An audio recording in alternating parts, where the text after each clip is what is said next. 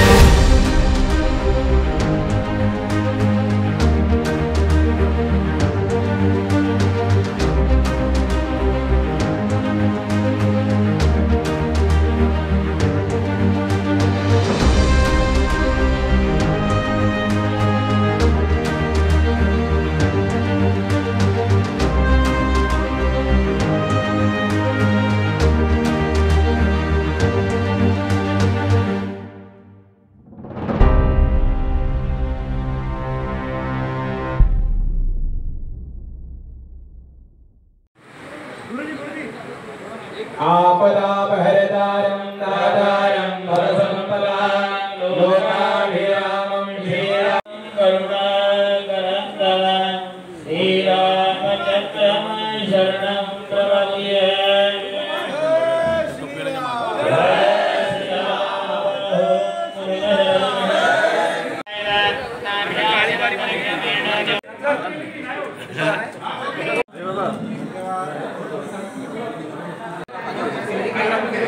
Sandeep thank you.